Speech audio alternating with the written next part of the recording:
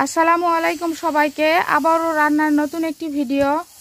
এই যে দেখেন, গ্রামে প্রায় সব বউয়েরা এখন বড়ই তৈরি করছে। প্রতিটা ঘরে ঘরে এটা বড়ই আচার তৈরি করার সিজন চলছে। তো বড়ই কিছুদিন আগে যে বড়ইয়ের সিজন শেষ হইল, তো তখন সবাই শুকিয়ে সংরক্ষণ করে রাখছিল। তো সেটাই এখন আচার তৈরি করা হচ্ছে। তো এখানে বড়ইয়ের আচার তৈরি করছে, আর এই পাশে মনে হয় তরকারি রান্না করছে।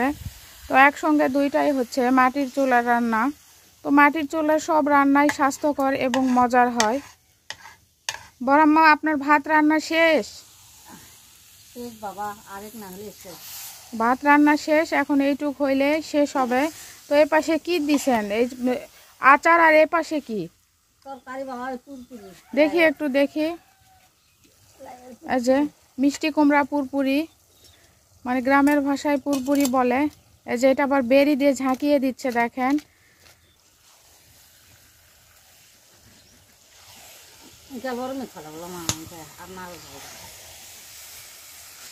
আর একটু মনে হয় লাগবে। আগে বাটে নেননি?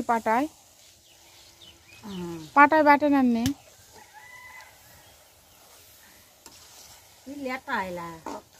হ্যাঁ, বড়ই আচার তৈরি করা অনেক মানে ঝামেলা।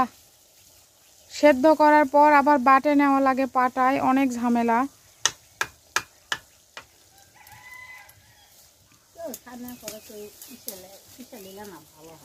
না, পাটায় বেটে নিলে ভালো হয়।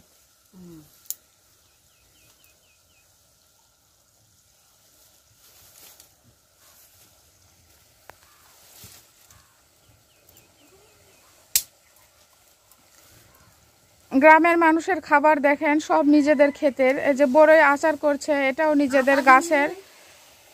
আবার এই যে মিষ্টি কুমড়া রান্না করছে, এটাও নিজেদের ক্ষেতের।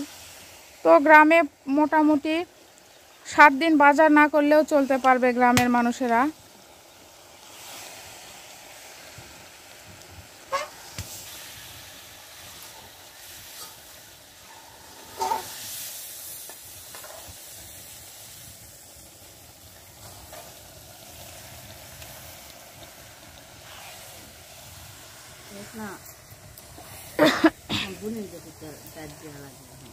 তো আচার করার পর সবাইকে দিবে, তো সেটা বলছে যে কাকে কাকে দেওয়া লাগবে। তো গ্রামে এভাবে যারা আচার করে সবাইকে, ছেলে মেয়েদেরকে দেয় যারা বাইরে থাকে।